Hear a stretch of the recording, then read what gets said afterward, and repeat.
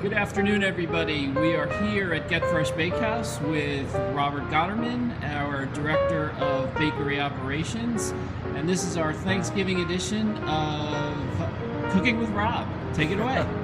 How you doing, everybody? Today we're going to show you how to make gluten-free stuffing using our gluten-free artisan sandwich bread. So the first thing you want to do is take the slices out of the bag. Put them on a sheet pan at home, and you want to toast the slices of bread. So you want to toast it up at 350 for about 7 to 8 minutes, okay?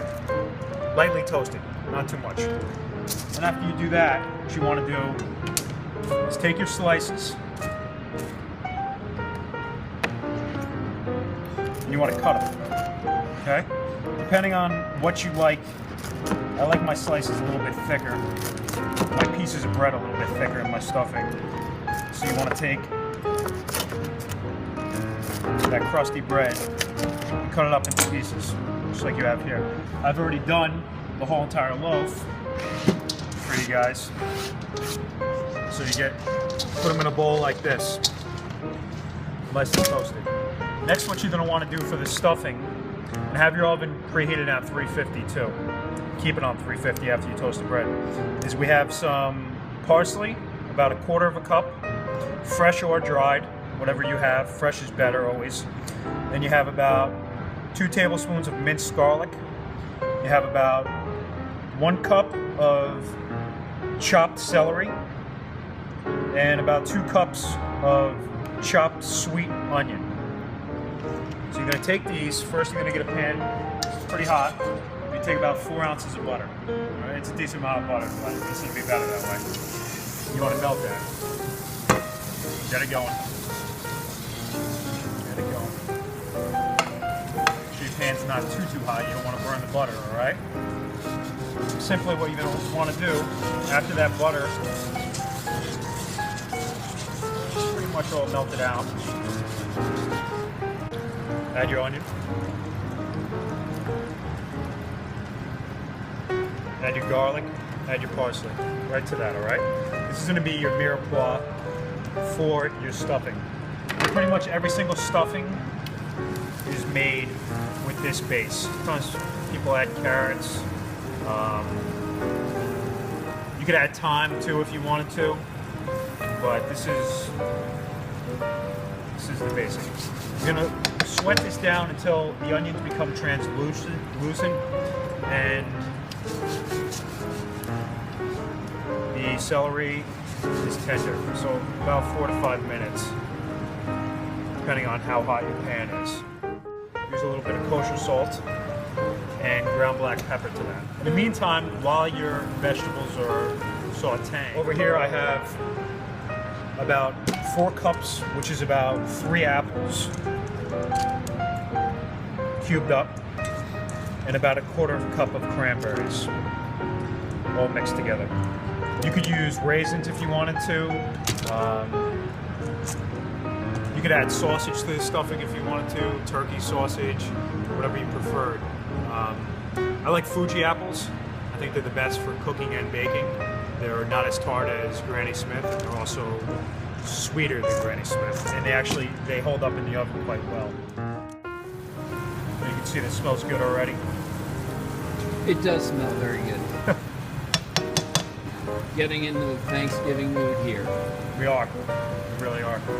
You want to get about 3/4 of a cup to anywhere about 1.5 cups of chicken broth. You could use turkey broth too. Make sure it's gluten-free, because we need to soak that bread too. Also, what you want to add to is some liquid eggs. You could use whole eggs, but liquid eggs would be better. And you want to add about 1/4 cup to that. So you have your liquid measure right here, your liquid ingredients, I should say. We're going to add this to our bread.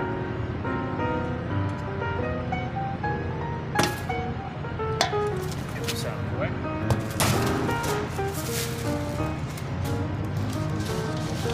We want to toss the veggies. So So we tossed the veggies that have been sauteing in the butter for about 4 or 5 minutes. These are actually, they're perfect. You can see they're slightly translucent, some of them. Plus they're gonna cook more in the oven.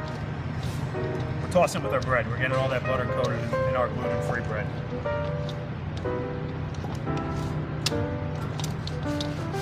Next thing we're gonna add to is our apples and cranberries. Toss them in the bowl.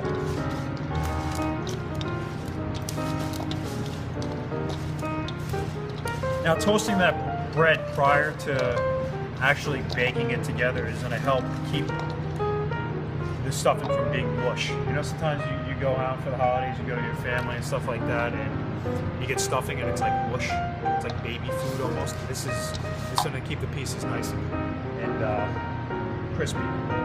Not too crispy, but even. So this is the whole thing now. Is we have our liquid ingredients, which is the egg, chicken broth, or the turkey broth. We're gonna add about half of it to our stuffing mixture, okay?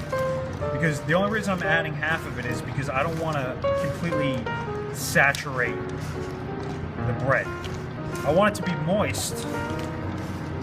Otherwise, it's going to be too dry and too crispy in the oven. But I don't want to make it so it's mush. So you got to use your hands, guys. You want to make it. Get in there and get messy. Exactly, and also too, remember is that bread is going to soak up that ingredients. You can see how there's no liquid at the bottom of that. So, just a quick question. Is the bread acting any differently than regular bread because it's gluten-free? This bread is actually acting just like normal bread would. It's and folks, when you get the gluten-free sandwich bread home, you're gonna know what I'm talking about when you can't tell any difference from bread with gluten. So you can see we got a big piece there. This feels pretty good. Yeah, I think this is perfect. So you can see I still have some liquid out. Are we gonna use that again or no? Probably no, I'm not gonna use it again because you can see the bread is ready to go. Yeah, ready to go. Yeah, this is good. So next what you want is you want to take a Pyrex. Pyrex usually works out the best. Pan, anything about this size. This is going to make more. We have more stuffing that's actually going to fit in this pan. But you have a bigger pan at home. It's more for us later, so we exactly. We can make 2 pans. So we sprayed this Pyrex pan down with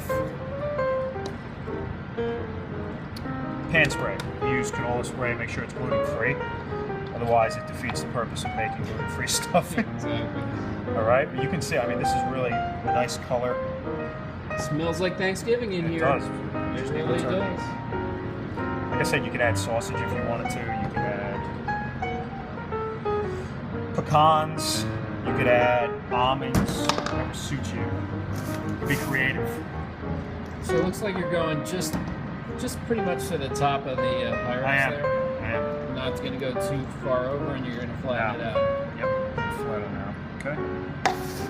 Now, the next thing you would want to do is cover this with aluminum foil and bake it in the oven at 350 for about a half an hour, or until you'll see the difference. I'll show you guys at the end of it after it's done baking how it comes out. Okay. So we're back here. So the stuffing baked for 20 minutes covered in the oven at 350 degrees. We spent the last 15 minutes with the stuffing uncovered to get a nice golden brown look on top. Crispy pieces. So what you want to do when it comes out of the oven is, as Keith would say, you want to fluff the stuffing. Right, Keith? You want to fluff the stuffing with a fork. And at home you won't be using a plastic fork. So you want to fluff the stuffing. You can tell you have some nice crispy topping, and then it's nice and moist on the inside right there. It's great. It's good stuff. We make good stuff here, Jeff. So we are now prepared fully for Thanksgiving. We really are. All you need is the turkey.